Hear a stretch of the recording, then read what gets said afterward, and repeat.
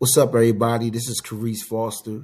I'm just getting on here to share a little bit of my story. I'm sure a lot of people been in tune or heard about the conversations that have been going on regarding our school district at Pottstown, recognizing that this is actually a national problem, not just a Pottstown problem, but Pottstown is our community. I didn't get on here to point fingers at teachers or the school system or parents or even the students. I'm not about that. I'm a man of solutions. After I graduated from Pottstown High School, I ended up in prison. And it was in prison where God has showed me what my purpose was and what he assigned me to do. I believe God created everybody to solve a problem. My problem was specifically men. What I understood when I was in prison is that the recidivism of men going in and out of jail, specifically black men, was very high, especially those without a father. And that bothered me so much because the first time I was ever incarcerated, I remember a guy that didn't even know me. He came I don't know where he was, but he walked back into the pod. I don't know if he was at medical, but he said, "Are you Carice?" I said, "Yes." He said, "Man, I just heard the warden and them talking about you and down there in a room down the hall." I said, "Yeah." He says, "Your dad, Eddie Warren?" I said, "Yes, my dad is Eddie Warren." He said, "Yeah, they mentioned Eddie Warren." It was like, "Yes, Eddie Warren's son." And that carried on with me, that conversation that guy had with me for a long time, because it just kind of revealed that, this was a generational thing. My dad spent majority of his life behind bars, and here I come right behind him, ready to carry on the same pattern. But glory to God, years later, after striving not to be like him, I ended up going to prison for 3 years. And it was in that prison sentence that God revealed his purpose to me, which was specifically men. And I knew that coming home, I couldn't be the same person that I was when I came in. So when I came home, I decided that I was going to walk with God and answer the call that he had put on my life, because not only, I seen peers of mine that were stuck in the same trap and didn't know how to get out of it. But the thing that I had on me that made me more fortunate than the average person or black male coming home from prison was that I learned a trade. I learned how to use my hands early on. So I had more options when I came home. Although I worked at Jake's Wayback Burgers, I had a business plan I had put together when I was away, and I was working that business plan as soon as I came home.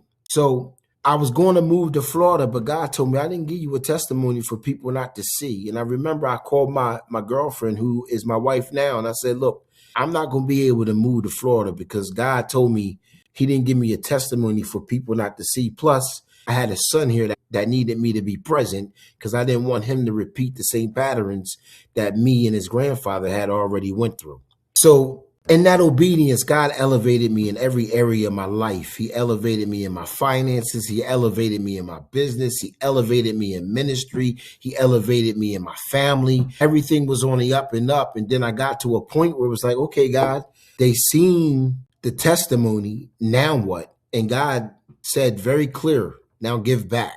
In that moment, he gave me the word MADE in the acronym, making a difference economically. And I knew what that meant. What that meant was all the resources that I had to pay for to get to where I was at, to learn the things that I needed to learn. I was now charged of bringing those same people in to teach our community some of these skills, some of these tricks of business and tricks of the trade, ways to get finances, all these different avenues and people that I met on my journey brought back to our community to try to teach not just our youth, but our adults that are still stuck in the same trap. And on top of that, MADE was a trades program where we're teaching youth and adults how to build, how to do plumbing, how to do electric. And we're working toward having a full-blown school at, a discounted rate. Of course, we have been running MADE since 2019, and up until this point, it's been free. But, now we can't carry that load no more free. We have to charge, but still will be astronomically lower than it would be if you entered into any type of trade school or any type of situation like that. So, I'm sharing that because I need parents to understand that I've been where your child has been. I need parents to understand that I've made some of the mistakes that your child has made or might make. And the reason I created Made through the grace of God was so I can stop as many kids from making the same mistakes that I've made. What frustrates me, to be honest, is, I know trade saved my life through the grace of God. I know that 100%. And I know what I'm giving back to the community is genuine and it comes from a pure place. And I need you parents to understand what I'm saying right now and really understand that I can relate to these situations and start directing your kids to our program. Because with the same tenacity that we're directing our kids to go play basketball or go do other things, not saying that these things can't get us out of our situation, but the statistics show that it's not an everybody thing.